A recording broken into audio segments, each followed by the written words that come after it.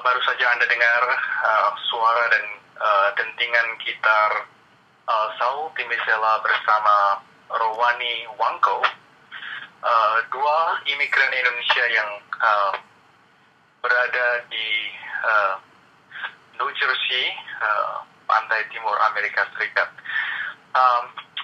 Sudah sebulan ini, Saul Timisela tinggal berlindung di gereja Reform Park, Highland Park di New Jersey Tengah.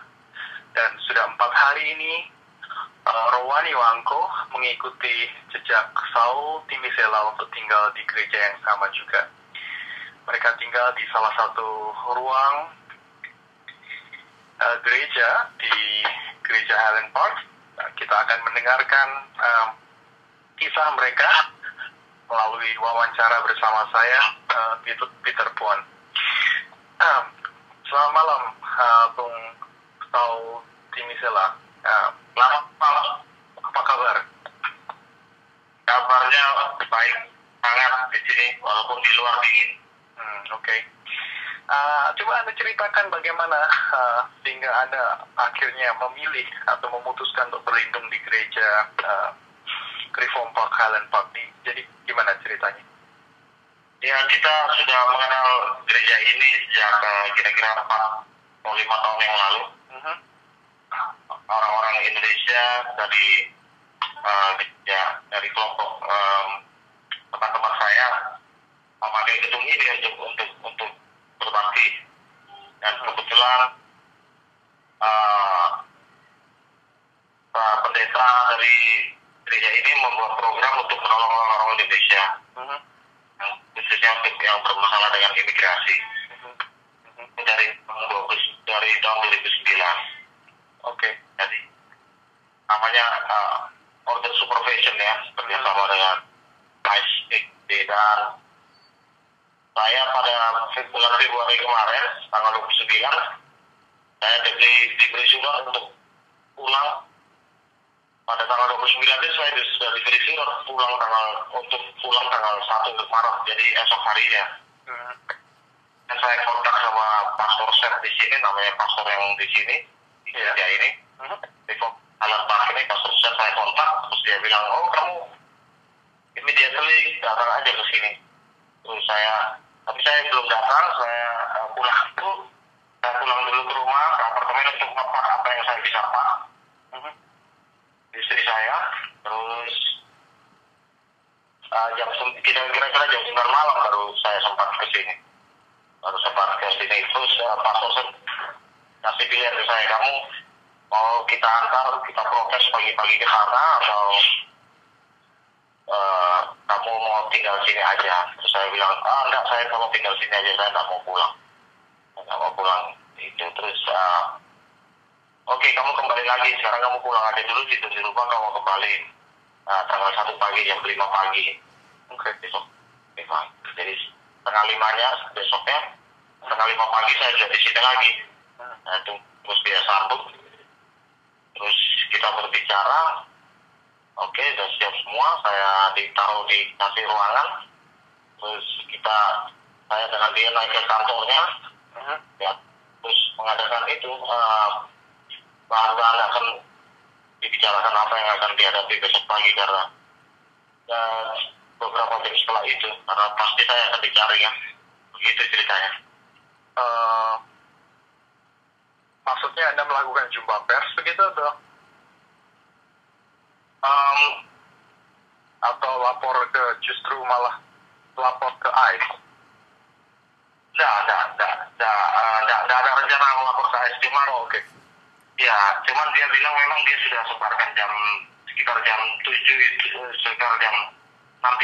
dia sudah sebarkan semua beritanya ke media massa. Maksudnya jumpa pers, maksudnya ketemu dengan wartawan kan? Ya.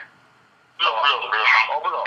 Iya, nanti setelah dia sebarkan melalui internet, dia kan sudah awalnya hubungan. Nah, baru mereka bikin appointment. Ada yang datang mulai jam 8 pagi, ada yang datang jam gitu. Ya. Secara singkat, Anda kenapa kok memilih untuk melawan deportasi, perintah deportasi?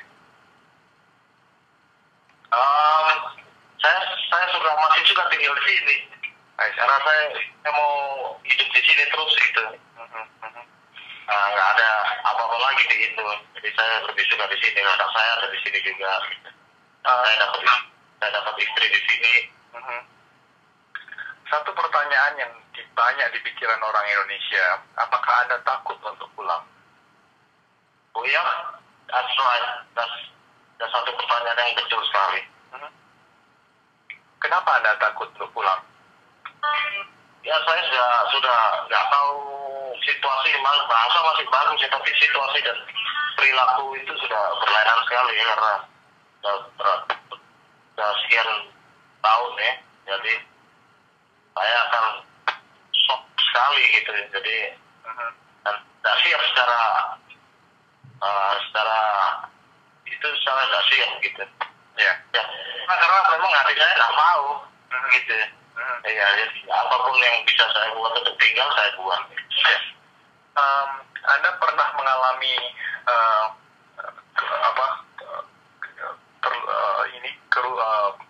mengalami sendiri jadi ada di dalam kerusuhan dan segala macam gitu di Indonesia? Secara langsung saya enggak, tapi sudah dekat sekali gitu. Anda asalnya dari mana, Bung? Saya tinggal di Surabaya. Oh, I see. Cuman saya keluarga dari Ambon. Dari Ambon ya? Orang tua dari Ambon. I see. Kira-kira Anda akan bertahan di gereja ini sampai berapa lama? Menurut dari pastor di sini, Pastor Set, itu sekuatnya dia tiap hari ngecek ke saya, kamu bagaimana gitu. Jadi tergantung punya mental sendiri bagaimana, karena kan ini bukan tempat tinggal kan. Jadi mental breakdown istilahnya. Jadi tergantung kita berapa lama kita kuat. Kalau pastornya sendiri welcome anytime, mau berapa lama itu terus ya itu. Gimana perasaan Anda berlindung di bawah di dalam gereja gitu selama sebulan ini, gimana perasaannya? Rasanya kayak di rumah sendiri kan.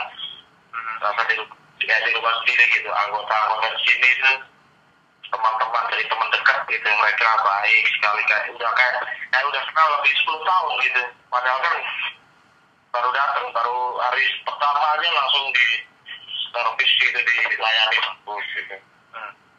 Gitu. Terus bagaimana dengan keluarga Anda, istri dan anak-anak yang berpisah dengan Anda? Saya nggak punya anak, Oh, Anda punya istri, oke. Istri gimana? Masih kontak nggak dengan istri? Oh iya, masih kontak ya. Dia weekend datang sini main-main weekend. Oh, oke.